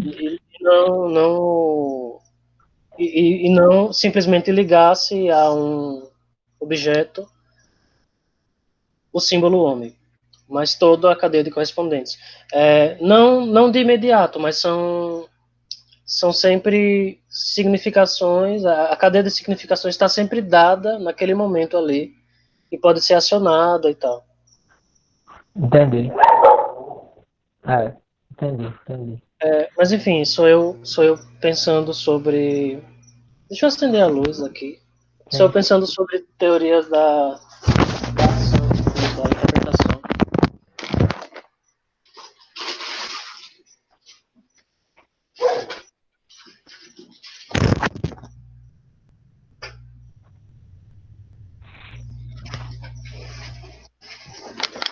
Ela tá quente já. Tá, voltei. É.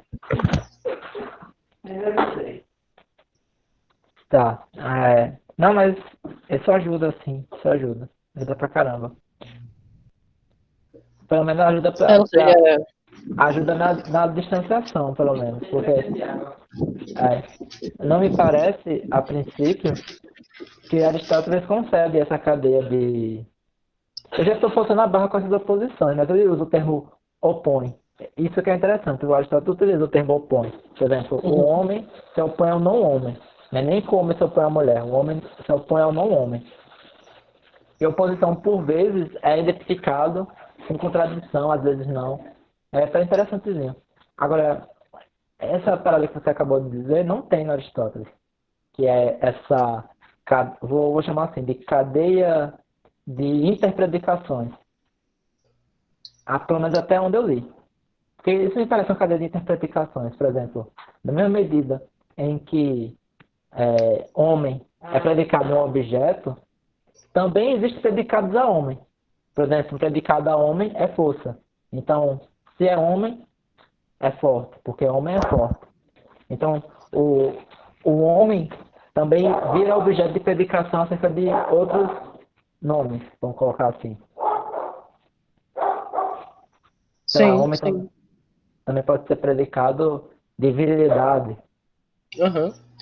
O que tá me interessando nesse gancho que você puxou da teoria da predicação é porque isso parece ser a chave, de certa forma, para compreender melhor a maneira como esses sistemas simbólicos são, são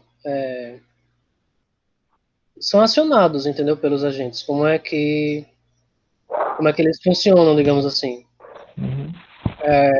Porque isso acontece, me parece, através da. Tipo, em que medida. Porque esses sistemas simbólicos, eles são reputados a serem a base da nossa cognição da realidade, Uhum. a base social. Então, tipo, como é que isso acontece? Entende? E aí Entendo. você lançou essa questão da predicação e eu tô tentando entender isso de como é que isso acontece, como é que acontece essa relação entre cognição e conjunto de símbolos ou sistema simbólico a partir da ideia de predicação. É interessante esse gancho que você está fazendo. Isso que você falou da interpredicação é interessante também. Ah, por exemplo, é, isso sim, aí vem a parada. Isso sim começa a dissertar uma lógica. Porque a partir de uma cadeia de interpredicação, você já pode justificar algumas diferenças. Que é aquele tipo, é, por exemplo, fulano de tal é homem. E o homem é forte. Logo, fulano de tal é forte. Você já consegue fazer alguma base para certas diferenças. Uhum. Claro que você tem que rebuscar, porque em Aristóteles não existe simplesmente essa predicação pura. Também existe a predicação que você pode pegar isso que ele chama de universal, que eu já falei que é definido em termos de predicação, e você pode predicar parcialmente ou totalmente acerca desse termo. Então você pode pegar o homem e predicar o todo homem, ou seja, eu vou predicar o mortal a todos os homens. Então eu vou pegar o universal e predicar algo à totalidade dele. Mas eu também posso predicar somente uma parcela. Por exemplo, eu vou predicar mal acerca de uma parte dos homens, então alguns. E aí, a partir desse tipo de estudo e quais são as relações que a conclusão vai se dar necessariamente a partir desse tipo de predicação que você tem a fundamentação da lógica silogística em Aristóteles. Uhum. Só que aí, Parece que, não, parece que os raciocínios que essa noção de sistema simbólico me permitem explicar são, são, são, são esses tipos de raciocínios mesmo, né? sim, mas eu acho que talvez, estou conjecturando, porque eu já pensei um pouco sobre isso. Talvez o que isso se altera é que o pensamento social ela se dá por identidade, não por propriedades predicativas mesmo. Não, pode ter sido obscuro o que eu falei, mas o que eu quero dizer é o seguinte: quando alguém estabelece uma predicação entre A e B, elas fazem uma identificação tal que parece que A é B no sentido que A é igual a B. E isso eu percebo muito falando com as pessoas. Por exemplo, você fala que A é B. Quando você fala que A é B, ela interpreta isso como se de fato A fosse B no sentido de idêntico. Da mesma forma que ela pode mudar um para o outro, pensando que ela está operando perfeitamente a partir desse sistema. Talvez tenha ficado muito obscuro assim, mas Hum, Mais ou menos. vamos, vamos fingir que a gente está ensinando uma pessoa acerca de algo. Sei lá, eu estou ensinando a uma criança de 5 anos a conta de. Pronto, conta, perfeito. E eu ensino para ela que 2 mais 2 é igual a 4. Aí você fala, não, tranquilo, mas isso de fato é procedente. Mas aí quando eu coloco outra operação para essa criança, o que ela tende? Ela tende a repetir o 4, não porque ela aprendeu a identidade de 2 mais 2 é igual a 4, mas ela aprendeu que, dado um conjunto de símbolos no lado, o que tem imediatamente do outro lado é 4. Então, apesar de eu trocar os signos, ela sempre vai fazer uma identidade com o número 4.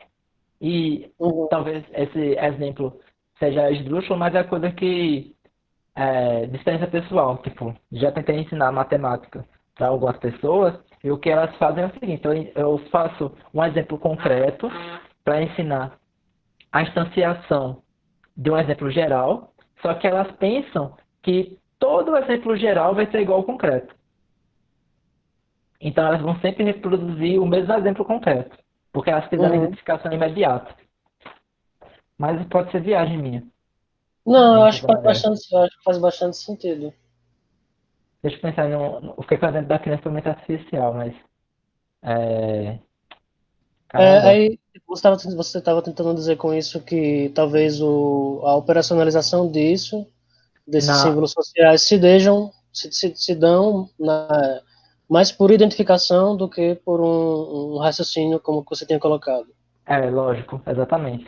Eles, Sim, sim. se há raciocínio de passagem de um para outro, ele não é por inferência lógica, mas é por inferência de identificação. Tipo, A é idêntico a B, B é idêntico a C. Pronto, um exemplo que todo mundo coloca é aquele assim: na favela tem crime. E os crimes da favela são feitos pelos seus próprios moradores. Logo, fulano de tal, que mora naquela favela, é criminoso. Esse raciocínio só funciona se for feita uma série de identidades Uhum, imediatas. uhum, Logicamente, isso não se justifica, nem pela material da predicação, mas pelo pensamento comum que o povo tem, essas associações são imediatas. Por exemplo, a gente associa muito. Para que fugir do problema, né?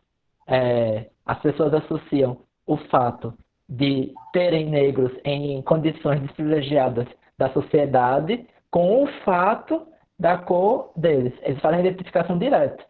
uhum, E aí, toda vez que eles veem um negro, o que eles fazem? Ah, então ele está numa parte baixa da sociedade.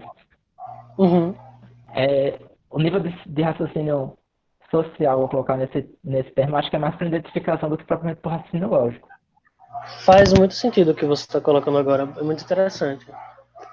Mas Eu, é isso, eu querendo separar, né? Porque o que o Aristóteles está querendo fazer depois disso é, de fato, alicerçar uma inferência lógica. Uhum.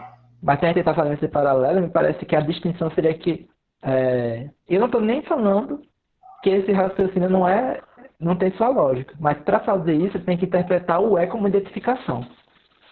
E o Uhum. é predicativo não tem só essa função, esse é o ponto. Uhum.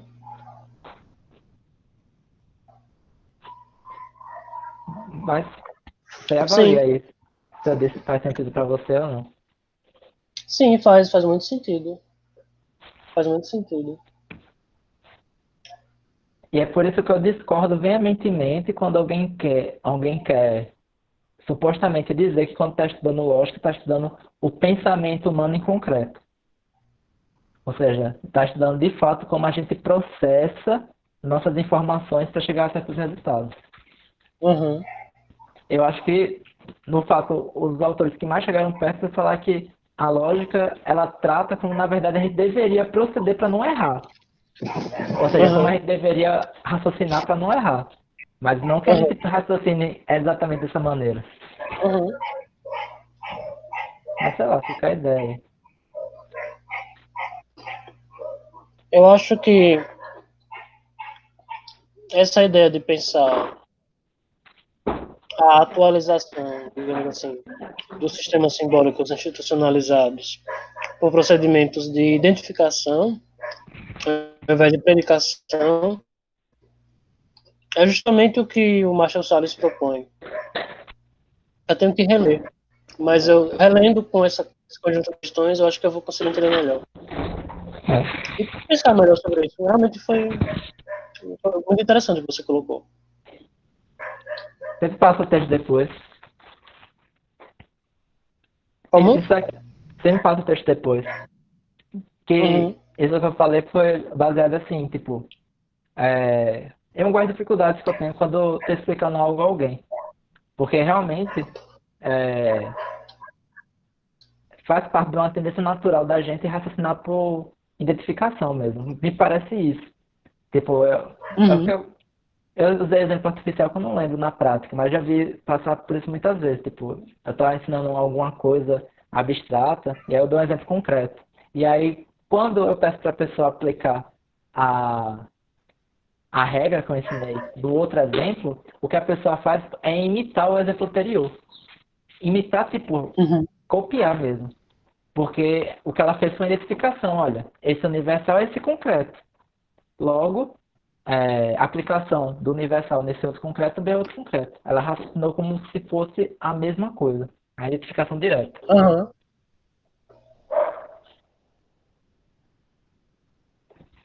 Mas é isso. Tipo, depois você me manda esse texto que você está falando. Vai que eu fico mais. O texto ele não tenta estabelecer essa relação nesses termos que a gente está colocando. Mas o que ele estuda é justamente isso, é sobre a maneira através da qual esses sistemas simbólicos são postos em. Deixa eu falar o contexto do estudo dele. É sobre a chegada dos ingleses nas ilhas do Havaí. E aí você tem duas culturas diferentes, com dois sistemas simbólicos institucionalizados diferentes.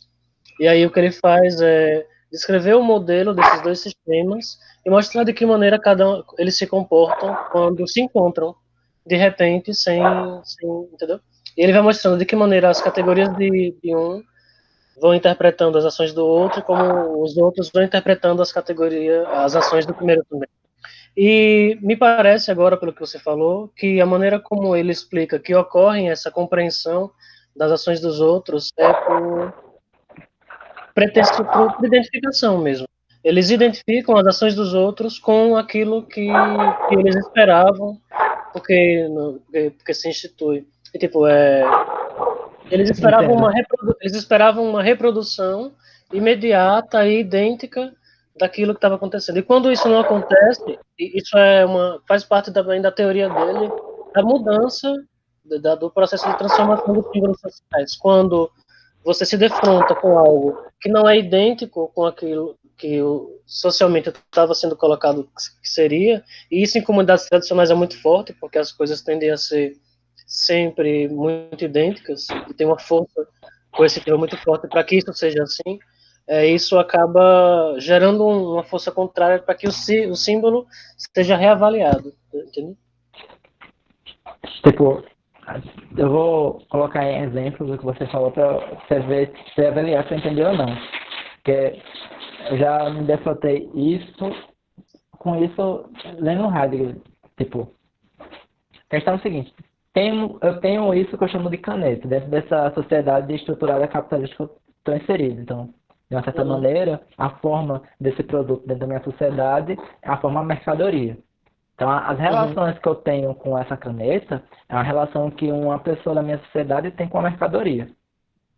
E uma mercadoria de baixo valor, né? Que isso aqui, sei lá, é um real uhum, e cinquenta. Bora tirar o valor emocional, não bora pressupor isso. Eu vejo um correlato, é, como posso dizer, instrumental, ou seja, dentro de uma função determinada restrita, vou colocar assim, exerce a mesma função. E aí, por identificar com ele, eu passo todos os predicados que eu atribuiria a essa caneta a outra caneta que eu estou vendo dessa outra população. uhum, É, por exemplo, se eu pensar na população chinesa do século XVII, vou colocar um exemplo esporádico. Só que na prática, aquele objeto dentro da sociedade deles era um objeto passado de geração para geração, tinha uma outra conotação totalmente semântica, a quebra poderia ser uma coisa extremamente de tristeza enorme para os familiares, etc, etc, etc. Ou seja, acabei raciocinando por identificação. Eu identifiquei sim, esse objeto com a mesma função instrumental, restrita em um determinado contexto, porque a gente sabe que, a depender do contexto, isso aqui pode ser até um consolo para algumas pessoas. E, dentro desse contexto, eu quis passar todos os predicados que eu dou para esse objeto na minha sociedade para o objeto que a outra sociedade tem para eles próprios. uhum. Talvez o que eu falei foi muito confuso. Eu interpretei assim que Não, você não, disse. mas deu para entender, sim. É isso É, mesmo? é isso mesmo, é. Então, O Salles, ele chega a citar exemplos assim ainda mais interessantes. Por exemplo, ele fala de sociedades em que existe o que ele chama de eu de parentesco, em que tipo o passado, tipo, os indivíduos reatualizam o passado nas suas práticas rituais. E aí eles não falam dos antepassados deles como sendo pessoas que viviam num tempo remoto e que já não existem mais. Eles são aquelas pessoas. E aí, quando você vai conversar com elas, elas começam falando: bom, meu avô, ele era isso, isso e isso. E aí, num determinado momento, você percebe que ele está falando na primeira pessoa, falando do avô dele. Ele diz: eu fiz isso e tal. E isso é explicativo, por exemplo, da maneira como os havaianos reagiram à chegada do Capitão Cook. Porque, pela mitologia, de fato, um deus deveria chegar naquela época do ano. E ele chegou por acaso naquele período. E aí o Capitão Cook se encontrou com o rei Kamehameha, que se entendia como sendo também, de certa forma, a reencarnação e a reatualização naquele momento de uma figura mítica que também tinha se encontrado antes com a figura mítica do deus que o Capitão Cook representava. que engraçado, E, velho. e aí ele descreve toda essa situação, entendeu? Dos havaianos entendendo a partir dessa concepção que não estabelece muito uma oposição entre o passado e o presente, e os ingleses que eram cristãos, enfim. É muito interessante. E isso eles estão trabalhando por identificação, Mas basicamente. você vai ter que me passar esse texto mesmo. Você já falou em outra oportunidade ou desse autor que tem alguma semelhança que eu estava pensando. Sim, sim. A sua questão da comunicação. É, a Eu vou minha te questão da passar, comunicação. vou te enviar o PDF dos textos que eu tenho dele. Não, os textos são em inglês, né? Provavelmente. Não, tem tradução. Ah, que massa. Massa É mesmo. porque eles são curriculares para antropologia, então. Mas isso não parece, pelo menos a primeira vez, não parece tão comum. Pelo menos. Mas a gente tá falando de quê, né? Tipo, a gente tava reclamando na primeira reunião que realmente pessoas que estudam na universidade não gostam muito de conversar sobre o que elas estudam. Ah, Eu ia é, falar. não. E esse autor, como ele é dado logo depois do Levi-Strauss, e ele é, digamos, uma continuação do Levi-Strauss, ele, né, ele é um estruturalista, mas ele é um estruturalismo, ele inaugura uma corrente que é estruturalismo histórico, que está preocupado em entender como é que acontece a reprodução da ordem sincrônica na diacronia. Sim. E aí ele estuda justamente esse tipo de evento, eventos no qual a ordem sincrônica é deparada com uma ruptura, com algo que confronta as identidades que ela pressupõe. É muito legal. E sim, então, a galera não nem entende muito, nem se esforça muito para entender normalmente. O que eu É posso dizer, aquela disciplina que ninguém gosta. Mas sim. são os melhores da antropologia. É o que tem de mais interessante. Até agora que eu encontrei, o de mais interessante que tem na antropologia são esses caras do estruturalismo. É que eu já passei um ano frequentando lá o departamento de ciências sociais por motivos pessoais. E nada de galera comentar sobre isso, etc e É, tal. não, Os não eventos que acha me não. chamavam para participar eram eventos mais de inclusão social, vou colocar assim, que era relatos de quilombolas, barra indígenas acerca da sua própria sociedade e tal. Nunca tive acesso. E esses autores são só nomeados, tipo, como se fossem super-heróis, assim, que cada um fala, ah, eu amo o fulano e tal. Como acontece na filosofia também. O Uhum. cara é É verdade. nomeado para ser objeto de amor, não para dizer a teoria dele, porque a teoria dele é massa, sabe? Ah, o Levi Strauss é tão massa, amo o Levi Strauss. Aí tá bom. Amo Marx, amo Weber, tá bom. O ato de amor é seu, pode ficar à vontade. Verdade. Mas não acho mesmo não. Foi uma das decepções um pouco que eu tive. Não acho alguém para conversar sobre isso, não. É, deve ter sido muito solitária essa graduação. Assim, para tratar desses assuntos, de fato foi. Até por isso eu me sinto um pouco atrasado em relação a esses temas. Porque eu leio e depois eu preciso ler outras coisas para fazer outras disciplinas e eles ficam um pouco para trás.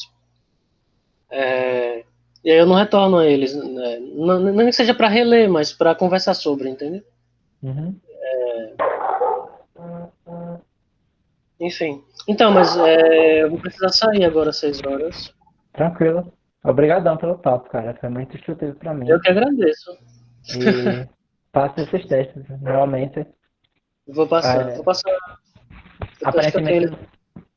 nossos interesses estão se cruzando mesmo. Ou não é que nem estão se cruzando, né? É porque eles já se cruzavam antes, que a gente está descobrindo agora que eles se cruzam. É verdade, é verdade. Só que como você falou, eu estou pensando muito numa perspectiva é, mais da matemática e da lógica. Porque a minha questão principal é tentar entender. Eu já até falei para você via mensagem. Dentro de um Uhum. contexto em que autores como Deleuze e Derrida se dão, como eu estabeleço que apesar dessa diversidade de sistemas simbólicos, vou te colocar assim, que de fato nesses outros sistemas simbólicos, como é que se dá essa progressão é, de conhecimento? E essa progressão não é no Uhum. sentido que o conhecimento que nós temos hoje é melhor do que o conhecimento que a gente tem no passado, mas que as coisas que foram teorizadas no passado estão presentes hoje, com alguns desenvolvimentos, sendo que esse desenvolvimento só pode ser rebuscamento do que já tem no passado. Eu aceito isso tranquilamente. Mas a gente está falando sobre a mesma coisa ainda, e a gente está se comunicando de alguma maneira. Uhum. Beleza? Então, muito obrigado mesmo, velho. Sério mesmo. Obrigado também. Eu vou te enviar. Eu posso te enviar pelo WhatsApp mesmo, né? Pode. Aí qualquer coisa eu coloco no drive. Tá. Eu tentei colocar no Drive, mas eu tava sem acesso, eu acho. Aí eu não consegui. Ah, Alguns vou. textos que eu tinha achado. Ah, beleza. É porque, na verdade, eu mandei o link de acesso. eu tenho que pegar o seu e-mail e conceder acesso de editor. Obrigado por lembrar, vou Aham, fazer isso agora. Esqueci de tá. fazer isso. Mas eu vou mandar aqui no WhatsApp. Beleza. Eu tenho dois textos, eles nem são os dois textos, nem é o livro, tipo, o livro principal, entendeu? Dele. Que o Uhum. nome é Cultura e Prática. Mas são muito bons. O que eu falei para você foi o Metáforas Históricas e Realidades Míticas. Eu vou te mandar dois. Mas os dois são bem interessantes. Belezinha. Depois, se você tiver interesse, você pode mandar essa monografia. Mas me manda algum texto de apoio antes para me preparar, pelo menos, para não ficar voando. Ah, não, mas a minha monografia é muito de eu tentando entender essas coisas, então ela é relativamente didática. Eu vou te mandar para você mesmo ver o que você acha. Certo. Eu só não prometo ler agora, porque eu Não, geralmente tá tranquilo, tranquilo. coloco os livros numa lista de leitura. Aham, tranquilo. Falou então. Falou, obrigado de novo. Abraço. Obrigado E também. vai ser esse sábado às 15 horas, então?